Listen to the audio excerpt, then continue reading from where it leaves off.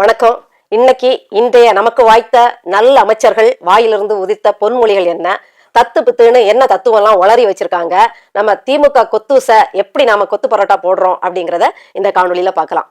முதலாவது நம்ம தவக்கல கட்சி இல்ல தாவேகா கட்சியோட பிரதிநிதிகளை பத்தி பாத்துருவோம்.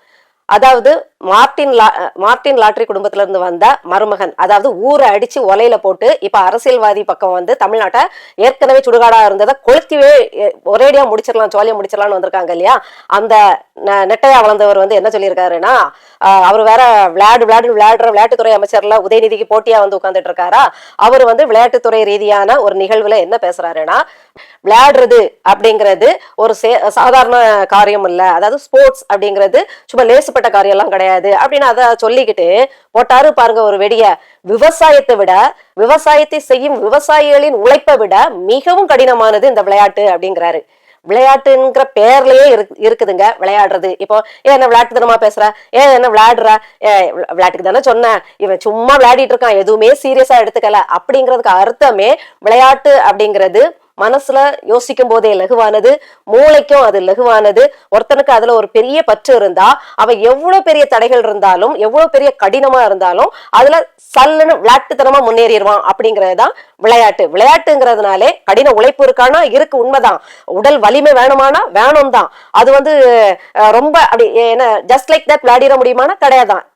பொழுதுபோக்கா விளையாடுற விளையாட்டுகளும் இருக்குது, உடல் உழைப்பையும் உயிரையும் கொடுக்குற அளவுக்கு விளையாடுற விளையாட்டுகளும் இருக்குதுங்கிறது எங்களுக்கு தெரியும். ஆனா அதை எதோட நீங்க ஒப்பிடுவீங்க? விளையாட்டின் மேன்மை தெரிஞ்சதுதான். ஓட்டப்பந்தயத்தில் ஓடி கால் இழந்தவர்கள் உண்டு, பல ஆபத்தான விளையாட்டுகள்ல சிக்கி வந்து பல அங்கங்களை வந்து துறந்தவங்களும் உண்டுங்கிறது எங்களுக்கு தெரியும். ஆனா அத தினந்தோடும் அன்றாடம் மாரடிக்கிற மாதிரி மாரடிச்சு வேலை செஞ்சு ஒரு சின்ன சொகுசு கூட இருக்க முடியாது, ஒரு வார்ம் அப் கூட ஒழுங்கா பண்ண முடியாத அளவுக்கு விவசாயத்துல கண்ணுமைக்காம வேலை பார்த்தாதான் அவங்க வந்து ஒரு குறிப்பிட்ட ஒரு உழைப்பின் பலனை பார்க்க முடியும். அப்படிங்கிற ஒரு விவசாயத்தோட நீங்க எப்படி ஒப்பிடுவீங்க? நான் பல காணொலிகள் விவசாயம் சம்பந்தமா பார்க்கும்போது எனக்கு ரொம்ப கண்ணீர் வரும். ஒருத்தர் கூட சொன்னாரு பரப்புரையில, நான் அடுத்த ஜென்மம்னு ஒண்ணு இருந்தா விவசாயி மகனா பிறக்கணும் அப்படின்னு. அடுத்து விவசாயியா வாழ்றதுக்கு அடுத்த ஜென்மம் எடுக்க வேண்டிய அவசியம் இல்ல. சம்பாத்தியத்துல ஒரு ஏக்கர் கணக்குல ஒரு வயல்வெளியை வாங்கி இல்ல ஒரு நிலத்தை வாங்கி முண்டாசு கட்டிட்டு வேட்டியை மடிச்சு கட்டிட்டு இறங்கிட்டா போதும், அதுக்கு ஜென்மம் எல்லாம் எடுக்க வேண்டிய அவசியமே இல்ல. ஆனா அப்படி அதாவது ஒரு டச், ஒரு பஞ்ச் டயலாக் அப்படி அடிச்சு ஒரு கோல் போடுறதுதான் இப்படி சொன்னாப்ல. ஆனா நிஜ வாழ்க்கையில விவசாயிகளோட காணொலிகளை பாத்தீங்கன்னா, நடுராத்திரி எழும்பி தண்ணியை திருப்பி விடுறதுக்கு எழும்புறாங்க, திடீர்னு பைப் உடஞ்சிருச்சுன்னு எழும்புறாங்க, திடீர்னு வந்து மழை பெஞ்சிருது, நினைச்ச நேரம் மழை பெய்ய மாட்டேங்குது, நினைக்காத நேரம் மழை பெஞ்சிருது, வாழை கொலைய கயிறு கட்டி இழுத்து வச்சா அடுத்த நாள் பார்த்து வந்தா சாஞ்சி கிடக்குது. எல்லாத்தையும் பண்ணி லாரி கணக்குல லோடு ஏத்திட்டு போனா வெறும் 7,000 ரூபாய்க்கு வாங்குறாங்க. அந்த 6 மாசத்துல விதை 1,500 ரூபாயும், அடுத்தது உடல் உழைப்பு அப்பா இல்லைன்னா அடுத்து அக்கம் பக்கத்துல உள்ள அவங்கள கூப்பிட்டு கூலிக்கு கூப்பிடுறது, மருந்தடிக்கிறது, ராத்திரி பகல் அதுலயே கட்டுல போட்டு கண் முழிச்சு கட்டு விரியன் பாம்பு கிட்ட இருந்து தப்பிச்சு இல்ல நான் விஷ ஜந்துகிட்ட இருந்தெல்லாம் தப்பிச்சு உயிரை கொடுத்து பணைய வச்சு வேலை செஞ்சு இறுதியில லோடு ஏத்திட்டு போனா மின்சார செலவு அது இதுன்ட்டு பார்த்தா அது போகுது 50,000 செலவு கிட்ட போகுது. ஆனா அவன் கையில 7,000 தான் கிடைக்குது அப்படின்ட்டு ஒரு பையன் அழுற வீடியோல பார்க்க முடியாது. இயல்புலயே நாங்க ஊர்ல மலைகள்ல வந்து மாமரங்கள் புளிய மரங்கள் வளர்த்து அதை வந்து பறிக்கிறதுக்கு அப்பாவோட நாங்க போய் பழக்கப்பட்டவங்க தான். மலைகள்ல எந்த பாறை எடுக்கல எந்த பாம்பு இருக்குன்னு தெரியாது, மலை பாம்பு சுத்திட்டு கிடக்குமான்னு தெரியாது. அந்த புல்கட்டு அப்படி முள் புதர் கடையில தான் அந்த மாமரமும் புளிய மரமும் நிற்கும். அப்ப புளிய பறிக்கிறதுக்கு முன்னாடி மாம்பழத்தை பறிக்கிறதுக்கு முன்னாடி நாங்க எங்க அப்பா எல்லாரும் சேர்ந்து அந்த மலை காட்டுக்குள்ள எந்த போக்குவரத்து வசதியும் கிடையாது, நடையா நடந்து தாவி தாவி தான் போகணும். அதுல ஒத்தையடி பாதையா தான் இருக்கும். அதுல உட்கார்ந்து என்ன ஜந்து உள்ள கிடக்குனே தெரியாம புல்லெல்லாம் ஒதுக்கி புல்ல வெட்டி அதெல்லாம் முடிச்சதுக்கு அப்புறமா தான் அதை உலுக்கி பறிக்கவே முடியும். இப்போ ஏக்கர் கணக்குல விவசாயம் பண்ண அனுபவம் இல்லாட்டியும் இந்த புதற்காடுகள்ல வேலை பார்த்த மலைகள்ல மாம்பழத்துக்காகவும் புளியம்பழத்துக்காகவும் நாங்க வேலை பார்த்த அனுபவம் எங்களுக்கு இருக்கு. அப்ப அது எவ்வளவு கஷ்டம் எங்களுக்கு தெரியும். காலு கையெல்லாம் கீச்சி ரத்தம் வடியும். ஏன்னா முள் புதருக்குள்ளதான் அந்த மரங்களே நிற்கும், கனி தரும் மரங்களே வந்து நிற்கும். நீங்க சமவெளியில களை பிடுங்கி நேர்த்தியா வச்சிடலாம். ஆனா மலை காடுகள்ல வாய்ப்பே இல்ல. இதுல பாறையில இருந்து வலிக்கி விழுவோம், மரத்துல ஏறி விழுவோம்ட்டு எக்கச்சக்க டேமேஜஸ் வந்து நடக்கும். போதாக்குறைக்கு பாட்டி வீட்டுல பாட்டியும் சரி அப்பாவுமே சரி கிடைச்ச இடங்கள்ல மரவள்ளி கிழங்கு நடுறது அப்படி இப்படின்னு விவசாய வேலைகள் செஞ்சிருக்காங்க. பனங்கிழங்கு நடுறதுக்கு மம்பட்டி எடுத்து நாங்கெல்லாம் குழி வெட்டி இருக்கோம். அதனால எங்களுக்கு ஒரு 2 நாள் வேலை செய்யறதுக்குள்ள இந்த தோலெல்லாம் பிஞ்சு ஐயோ அம்மா அப்பான்னு கதறுவோம். அதனால ஒரு 1% தான் நாங்க அந்த வேலைகளை ஈடுபட்டாலும் எங்களுக்கு அந்த வலி என்னன்னு தெரியும். அப்பேற்பட்ட ஒரு விவசாயத்தை உங்களுக்கு உயிரை கொடுக்குற, எனக்கு உயிரை கொடுக்குற, நம்ம வாழணும்னா அவன் தான் நம்மளை வாழ வைக்கணும் அப்படிங்கிற ஒரு விவசாயத்தை நீங்க ஈடுகட்டி அதை விட இது பெருசு அப்படின்னு சொல்றதெல்லாம் ரொம்ப விளையாட்டுத்தனமா இருக்குது. ஆதவ் அர்ஜுனா அவர்களே, உங்களுக்கு ஈஸியா இருந்த இடத்துல நீங்க லாட்டரி வித்து பழச்சவங்க, ஈஸியா லாட்டரி வித்த குடும்பத்துல மருமகனாகி உட்கார்ந்த இடத்துல சுகமா வாழ்ந்துகிட்டு உட்கார்ந்த இடத்துல பதவிக்கு வந்தவங்க நீங்க. உங்களுக்கு விவசாயத்தை பத்தியும் தெரியாது, விளையாட்டை பத்தி வேணா உங்களுக்கு தெரியும். நீங்க அதுல விளையாட்டு சம்பந்தமான இதுல நீங்க கில்லாடி அப்படிங்கறதுனால உங்களுக்கு வேணா அது மட்டும் பத்தி ஒரு அறிவு இருந்திருக்கலாம், அதுல உடல் உழைப்புனா என்னன்னு தெரிஞ்சுக்கலாம். ஆனா எதோட எதை பொருத்தி பார்க்கணும்ட்டு தயவு செய்து கொஞ்சம் படிங்க.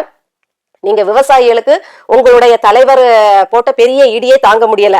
விவசாய கடன் தள்ளுபடி அப்படின்னு எந்த கமாவும் புல் ஸ்டாப்பும் வைக்காம, எந்த ஒரு சிறு குறிப்பும் இல்லாம, இப்படி இருந்தாதான் இப்படி இருந்தாதான் இப்படின்னு எந்த ஒரு கெடுபடியும் போடாம விவசாயிகள் கடன் தள்ளுபடின்னு பொதுவா சொல்லிட்டு அதுக்கப்புறம் வச்சீங்க பாருங்க ஒரு ஆப்பு. என்ன வச்சீங்க? 50,000க்கு குறைவா இருந்தாதான் இவ்வளவு தள்ளுபடி, 1 லட்சம்னா 5,000 தள்ளுபடின்னு. 1 லட்சம் கடன் வாங்கினவனுக்கு 5,000 கட்ட முடியாம தான் கஷ்டப்படுறான். அந்த 5,000 தள்ளுபடியில அவன் அகமகிழ்ந்துருவான். இப்படி நீங்க விவசாய தலையில ஏற்கனவே குண்டை தூக்கி போட்டு வச்சிருக்கீங்க. அதோட சேர்ந்து மனசை நோகடிக்காதீங்க. உங்களுக்கு நிர்வாகமும் வரல, மனசையும் நோகடிப்பீங்க. ஆனா இந்த மனசை நோகடிக்கிற மாதிரி பேசி பேசிதான் திராவிடம் அழிஞ்சுது. அவங்க மேல வெறுப்பு வர்றதுக்கு காரணம் ஊழல், லஞ்சம், பினாமி சொத்துக்கள், அட்ராசிட்டி, அநீதி மட்டும் காரணம் கிடையாது. இந்த மாதிரி அசட்டை பேச்சுகள் தான் காரணம். தற்பெருமை ஒரு நாளும் நிலை நிற்காது. அதை தான் முழுக்க முழுக்க உங்களுடைய கட்சி பண்ணிட்டு இருக்கு. அழிவை நோக்கி தான் போவீங்க. நீங்க திருத்திக்கிற மாதிரி எல்லாம் தெரியல. ஏன்னா ஆண்டு பூண்ட திராவிட கட்சிகளே தங்களுடைய தோல்வியில இருந்து பாடம் கற்று திருந்தல. நேத்து நீங்க கத்து திருந்துற போறதும் கிடையாது.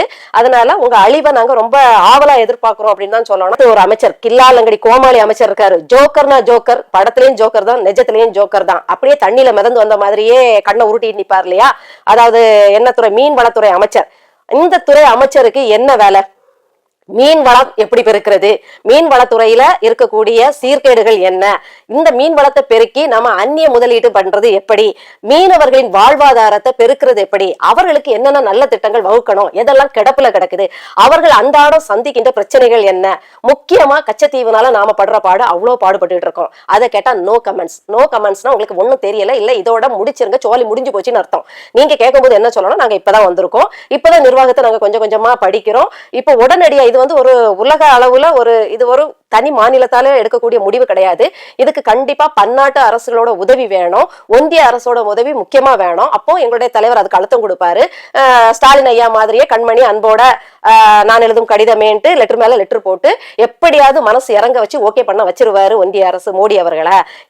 கடிதத்தை வாசிச்சு உடனே ஓகே பண்ணிருவாங்க அப்படின்ட்டு சொல்ல. அந்த டைம்ல நாங்க கண்டிப்பா அதை செய்வோம். இது ஒத்தை ஆளால செய்யக்கூடிய இதுல கொஞ்சம் டைம் கொடுங்க. ஏன்னா இது உடனே செய்யக்கூடிய காரியம் இல்லைங்கிறது எங்களுக்கும் தெரியும்.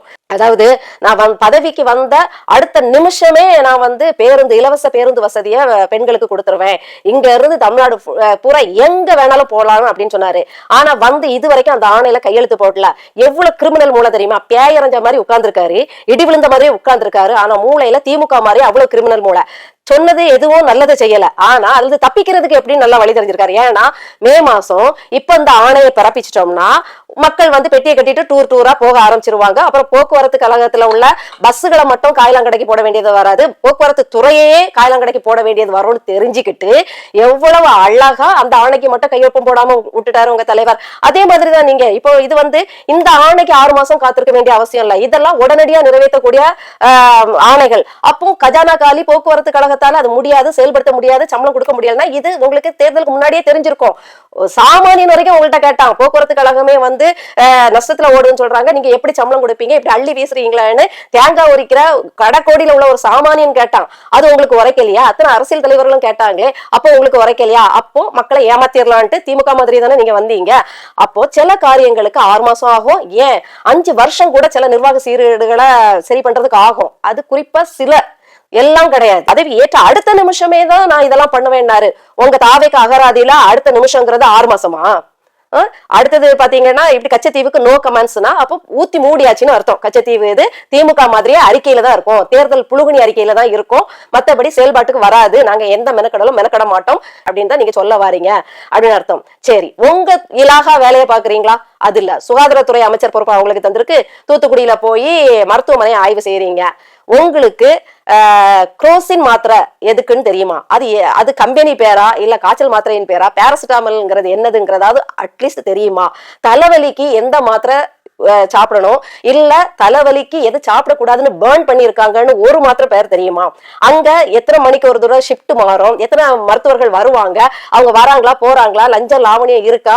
ஒரு டிஷர்ட் போட்டுட்டு உட்காந்துட்டு ஓ நீங்க சாமானியர் போல போறீங்களோ, ஆமா உங்களதான் யாருக்கும் அடையாளம் தெரியாது, நீங்களா சொல்லிக்கிட்ட நெத்தியில எழுதி பச்சை குத்திட்டு போனாதான் உண்டு நீங்க அமைச்சர்னு நம்ப முடியும். நீங்க நெத்தியில பச்சை குத்திட்டு போனா கூட நம்ம மறக்கும் மனம், அப்படிதான் சொல்லணும். அதனால நீங்க மக்களோடு மக்களா போய் ஆய்வு செய்யறீங்க. உங்களுக்கும் சுகாதாரத்துறைக்கும் என்ன சம்பந்தம்? நீங்க டாக்டருக்கு மருத்துவருக்கு படிச்சிருக்கீங்களா? அட்லீஸ்ட் மருத்துவம் பத்தி ஏதாவது இங்க தெரியுமா? எதுக்கு உட்கார்ந்துகிட்டு சீன் போடுறது? அது கேமராமேனை வர வச்சு ஏதோ நீங்க பாக்குற மாதிரி ஒரு நடவடிக்கை, அதாவது படத்துல நடிச்ச மாதிரியே தலைவன மாதிரியே கோமாளி சைடு ஆர்டிஸ்ட் காமெடி நடிகர் நீங்களும் காமெடி பண்ணிட்டு இருக்கீங்க, அப்படிதானே? உங்க துறையில போய் மீனவர்களுக்கு என்ன பிரச்சனைன்னு பாருங்க. நீங்க கச்சத்தீவை மீட்டு கூட தரான், மீனவர்கள் அங்க பிடிக்கப்படுறாங்களே, சுடப்படுறாங்களே, அவங்க படகு பறிக்கப்படுது, இன்னைக்கும் உயிருக்கு உத்தரவாதம் இல்லையே, சிங்கள ராணுவத்தால எந்நேரமும் நமக்கு மீனவர்களுக்கு பாதிப்பு வருது. அப்ப அதை தடுக்கிறதுக்கு என்ன பண்ணலாம்? நாம ஏதாவது புதுசா அதுல சிங்க பெண் மாதிரி கடல் பெண்ணு கடல் ஆணுன்னு ஏதாவது ஒண்ணு ஆரம்பிச்சு நாம அதுல அவங்களை காப்பாத்தலாமா அப்படின்னு உங்க நேரத்தை நீங்க செலவழிக்கணும். மீன் ஏற்றுமதி இறக்குமதி என்ன லெவல்ல இருக்கு, அதுல எவ்வளவு கட்ட பஞ்சாயத்துகள் நடக்குது, அதுல எவ்வளவு ரவுடிகள் உட்புகுந்திருக்காங்க, எவ்வளவு டீலிங் அங்க முன்ன பின்ன தப்பா நடக்குது, அதுல எப்படி என்ன சொல்றது டுமிங் குப்பம் வாலு அருந்த அந்த நரி அப்படிங்கிற மாதிரி என்னென்ன தாவாக்கள் அங்க உட்கார்ந்துகிட்டு மீன் வளத்துறைய சுவாகா பண்ணிட்டு இருக்காங்க. அதை முடிஞ்சா தடுக்க பாருங்க. இல்ல அதுல என்ன நல்ல திட்டமிடல்கள் இருக்கு, மீனவர்களை காப்பாத்துறதுக்கு நம்ம கிட்ட இப்ப என்ன பண்ணலாம் அப்படின்னு உட்கார்ந்து யோசிக்காம உங்க தலைவர் மாதிரியே இலாகா மாத்தி வேலை செய்யறதுல பெரிய ஆளா இருக்கீங்க. புரியலையா? தலைவர் மாதிரி இலாகா மாத்தி வேலை செய்யறதுன்னா சொந்த குடும்பத்தை கவனிக்காம தன்னுடைய அம்மா அப்பாவை வீதியில விட்டுட்டு அம்மா அப்பாவுக்கு கடன் கொடுத்ததா கணக்கு எழுதிக்கிட்டு எல்லாத்தையும் விட்டுட்டு ஒரு நடிகையோட கான்வாய் பாதுகாப்புல நடிகர் வீட்டுக்கு துட்டி கேட்க போறாரு இல்லையா? இலாகா மாத்தி வேலை செய்யறது. எங்க பொறுப்புடன் இருக்கணுமோ அங்க பொறுப்புடன் இருக்க கூட கிடையாது, எங்க தள்ளி நின்னு பேசணுமோ அங்க ஒட்டிக்கிட்டு பேசுறது அப்படின்ட்டு இலாகா மாத்தி வேலை நல்லபடியா வேலை செய்யறாரு இல்லையா? இததான் சொல்றோம். அறநிலையத்துறை அமைச்சர் என்னடான்னா போய் ஒரு 10 ரூபாய் 20 ரூபாய் எக்ஸ்ட்ரா வாங்கினவனா பணியிடை நீக்கமா, அதே அர்ச்சகர் அவர்கிட்டே 4000 கேட்டிருக்காங்க. அதுக்கு வெறும் விளக்கம் தான் கேட்டாராம், மன்னிப்பு கடிதம் கேட்கலையாமா, விளக்கம் கேட்டாரா. ஏன் அதே பண்ணி 10 ரூபாய் 20 ரூபாய் வாங்கினவருக்கும் விளக்கம் ப்ரொசீஜர் படி நடைமுறைப்படி நீங்க விளக்கம் கேட்டிருக்க வேண்டியதானே, ஏன் பணியிட நீக்கம் செஞ்சீங்க? அப்ப அவானா அவளுக்கு ஸ்பெஷல் பாதுகாப்பு, ஸ்பெஷல் ஒரு அவா கூட நீங்க தண்டனை கொடுக்க மாட்டீங்க. நீங்க எல்லாம் இப்படி அம்பலப்படணுங்கிறத எங்களோட அவா. ஏன்னா அதுக்கு வேற முட்டு கொடுக்கறதுக்கு அறிவு பொக்கிஷங்கள்லாம் வரிசையில வராங்க. எப்படின்னா அது அவரு விளக்கம் கேட்டுட்டாரு, விளக்கம் கேட்கறதுங்கிறது நடைமுறை. அவசரப்பட்டு நாம் தமிழர் சுயத்தை இழந்து பேசுகிறதுன்னு ஒரு அறிவு பொக்கிஷம் விக்கி பேசுது. இங்க நடக்கிற தகவல்கள் எல்லாம் கேட்கும் போது அந்த விக்கிக்கு விக்கல் எடுத்துரும். ஆனா நாம் தமிழரை குறை சொல்லணும், தாவேக்காவை செய்யற தப்ப சுட்டி காட்டுனா அது உடனே சொல்லக்கூடாது. ஏன் உடனே சொல்லக்கூடாது? திமுக செய்யறதெல்லாம் உடனே தானே உட்கார்ந்து வீடியோ போட்டு கொளுத்தி விட்டுட்டு இருந்தீங்க. அதிமுக செய்யறத உடனே பதிவுகள்ல போட்டீங்கல்ல, பிறகு தாவேக்காவுக்கு மட்டும் என்ன உடனே சொல்லக்கூடாது? இப்பவும் கேட்கிறோம், அறநிலையத்துறை அமைச்சர் என்னதான் மீடியால விளக்கம் கொடுத்தாலும் அது ஏற்புடையது கிடையாதுங்கிறதா இப்ப நாம் தமிழருடைய வாதமே.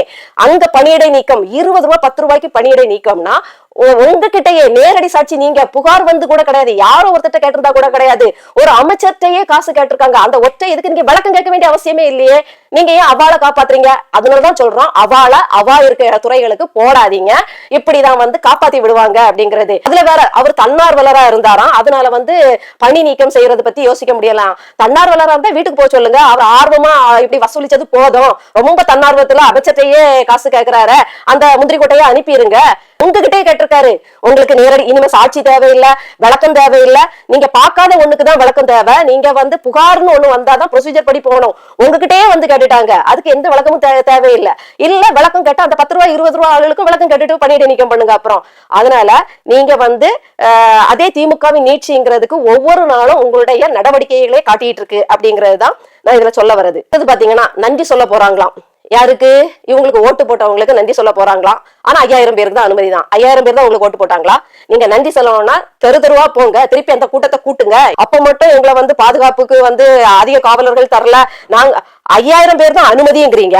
5000 தாண்டி அனுமதி இல்லாம வந்தவங்கள போலீஸ்காரங்கிட்ட சொல்லி விடுங்க விடுங்கன்ட்டு, அதாவது கூட்டத்தை காட்டணும் அப்படிங்கிறதுக்காக அனுமதி 5000 போலீஸ் கொடுத்தாலும் 50,000 பேரை உள்ள விடுறீங்க. ஆனா உங்களுக்குன்னு வந்துனா, உங்க ஆட்சின்னு வந்துனா இத்தனை காவலர்களை அனுப்ப முடியாதுன்னு உங்களுக்கு தெரியுது இல்ல? இதுல சிக்கல் வரும். ஒரு கூட்டத்துக்காக மொத்த காவலர்களையும் அனுப்ப முடியாது அப்படின்னு தெரிஞ்ச உடனே ஸ்ட்ரிக்டா QR கோடோட வந்த 5000 பேருக்கு தான் அனுமதின்னு சொல்றீங்க. அப்ப இது எந்த விதத்துல நியாயம்? அவங்களுக்குன்னா ஒரு நியாயம், திமுக ஆட்சியிலனா காவல்துறையை அப்படி கேள்வி கேக்குறீங்க. இப்ப உங்க ஆட்சியில காவல்துறை வந்து 5000க்கு மட்டும் எப்படி அனுமதி கொடுத்துச்சு? ஏன் உங்களுக்கு ஓட்டு போட்டவங்க கிட்டத்தட்ட 1 கோடிக்கு மேல இருக்காங்க இல்லையா? 1 கோடி பேரை ஒரே இடத்துல கூடி வர வச்சு நன்றி சொல்லுங்க. ஆமா சாமி, எனக்கு ஓட்டு போட்டுட்டீங்க, ஜெயிக்க வச்சுட்டீங்க, கோமாளியான என்னையே நீங்க நம்பிட்டீங்க அப்படின்னு நெக்குருகி கண்ணீர் மல்க நன்றி சொல்லுங்க. ஒரு 1.5 கோடி பேருக்கு அனுமதி கொடுங்க. அட்லீஸ்ட் 1 கோடி பேருக்கு கொடுங்க. இல்ல 50 லட்சம் பேருக்கு பாதியா ஃபில்டர் பண்ணி கொடுங்க. அப்போ அது சிக்கல் வரும். நம்ம காவல்துறையை கொண்டு அதை கட்டுப்படுத்த முடியாது. காவல்துறை இவ்வளவுதான், இதுக்கு இவ்வளவுதான் எல்லை இருக்கு, இவ்வளவுதான் லிமிட், அந்த போர்ஸ் இவ்வளவுதான் இருக்கு, இதை வந்து இவ்வளவு பெரிய கட்டுக்கடங்காத கூட்டத்துல வந்து கொண்டு போய் தார வார்க்க முடியாதுன்னு நீங்க இந்த இடத்துக்கு வந்த பிறகு உங்களுக்கு கொஞ்சம் புரியுது. புரியாத ஒரு மூளைக்கு இதெல்லாம் புரியுது. ஆனா அதே திமுக அரசுனா மட்டும் நீங்க அளவுக்கு மிஞ்சி கூட்டம் கூட்டுவீங்க, சொன்னதை விட அதிகமா கூட்டம் கூட்டுவீங்க. ஆனா அவங்க வந்து தமிழ்நாட்டுல உள்ள மொத்த காவல்துறையையும் உங்க கூட்டத்துக்கு இறக்கி விட்டுறணும். ஊர்ல எதை எப்படி போனாலும் வெட்டு குத்து நடந்தாலும் பரவாயில்ல, அப்ப சட்டம் ஒழுங்கு சீர்கேடு ஆனாலும் பரவாயில்ல, உங்க பின்னாடி அவங்க வந்துடணும் கூஜா தூக்கிட்டே. இப்ப உங்களுக்கு ஆட்சின்னு வந்த உடனே அதுல உள்ள சிரமம் தெரியுது. இப்படியாக நீங்க அம்பலப்பட்டுட்டே இருக்கீங்க. நாங்க நினைச்சோம் ஒரு 6 மாசம் நீங்க வந்து அடக்கமா ஒடுக்கமா உங்களுடைய தொண்டர் படை எல்லாம் கொஞ்சம் நல்லது, திமுக மாதிரியே கொஞ்சம் நல்லது செய்யற மாதிரி ஆக்டாவது கொடுப்பீங்கன்னு நினைச்சோம். உங்களுக்கு கேமரால நல்லா நடிக்க வருது, நிஜத்துல ஒரிஜினாலிட்டி தெரிஞ்சிருது. நீங்க எவ்வளவு பெரிய பேயி, நீங்க எவ்வளவு பெரிய தீய சக்தி. திமுக, அதிமுக, பாஜக, காங்கிரஸ்னு 4 தீய சக்திகளை உள்ளடக்கிட்டு வந்த ஒரு பெரும் மாபெரும் தீய சக்திங்கிறது எங்களுக்கு தெரியும், எங்களுக்கு முன்னாடியே தெரியும். இப்ப நீங்க அதை வெட்ட வெளிச்சம் ஆக்கிட்டு இருக்கீங்க. அடுத்தது போயிருவோம், திமுகங்கிற அடுத்த சக்திக்கு, தீய சக்திக்கே போயிருவோம். அதாவது நாங்க வந்து யார் சொன்னா நாங்க கொத்தடிமைகள் தான், அதுவும் ஸ்டைலா கொத்தூஸ் அப்படின்ட்டு கொத்து பரோட்டாவுக்கு வாக்கப்பட்டதுகள் எல்லாம் பேசியிருக்கு. இதுக உதயநிதிக்கு மட்டும் இல்ல, இன்ப நிதியின் முகம் தெரியாமல் இன்னும் நமக்கு அறிமுகமாகாத வம்ச நிதிகளுக்கு எல்லாம் சேர்த்து இவங்க வந்து கால் கழுவி விடுறதுக்கு தயாராயிட்டாங்க. நாம நினைச்சோம் தாத்தா பெரியப்பாக்கள், பாட்டிகள், சித்தப்பாக்கள், சித்திகள், அத்தைகள், மாமாக்களோட அந்த திருட்டு திராவிடம் ஒளிஞ்சிரும், அவங்கதான் அதுக்கு பழக்கப்பட்டு இருக்காங்க, அந்த திருடர்களை பிடிச்சு போய் லயிச்சு போய் இருக்காங்க. இனிமே வந்து ஒரு நேர்மையான அரசியலுக்கு வந்துருவாங்க இளைஞர்கள் போது ஒரு தரதல ஆட்சிக்கு பின்னாடி தரதல கூட்டம் போயிடுச்சு. மிஞ்சி இருக்கிற கொஞ்சம் இளைஞர்களாவது நல்ல பண்பாட்டோட பண்படுத்தப்பட்டு பகுத்தறிவோட யார் நேர்மையானவங்க, மக்கள் அரசியல் என்னன்னு புரிஞ்சுக்கிட்டு நடப்பாங்கன்னு பார்த்தா இல்ல நாங்க திருட்டு கூட்டம்னு ஒரு கூட்டத்துக்கு வம்சமா சாமரம் வீசுறதுக்கு நாங்க இருக்கிறோம் அப்படின்னு காட்டுறதுக்காகவே இந்த இளைஞர்கள் வந்து ஐடிவிங் மூலமா வந்து நாங்க கொத்தடிமைகள் தான், ரெடி தான், நாங்க இந்த குடும்பத்துக்கு உள்ளாடைகள் துவைப்பதற்கு ரெடி ஆகிட்டோம், தயாராகிட்டோம், நாங்க கொத்தூஸ் அப்படின்ட்டு வெக்கமே இல்லாம கொஞ்சம் கூட கேவலமே இல்லாம சொல்லியிருக்காங்க. பகுத்தறிவுங்கிற பேர்ல ஒரு மழுமழுங்கி கூட்டம் இன்னும் திராவிடத்திலயும் இருக்கு, இன்னும் சினிமா கவர்ச்சியிலையும் இருக்குங்கிறது நல்லாவே புரியுது. ஆக மொத்தத்துல இவங்க கொத்தடிமைகளாகவும் கொத்தூசுகளாகவும் தருதலைகளாகவும் மழு மட்டைகளாகவும் சினிமா கவர்ச்சி போதையில அப்புறம் டாஸ்மாக் போதையில ஒரு பெரிய கூட்டம், கோடிக்கணக்கான கூட்டம், சில லட்சம் பேரை காவு வாங்குறதுக்கு ரெடியா இருக்கு. என்ன செய்ய போறோம், இந்த பெரும் கூட்டத்துல நாம சிக்கி எப்படி சின்ன பின்னமாக போறோங்கிறது தெரியல, பார்க்கலாம்.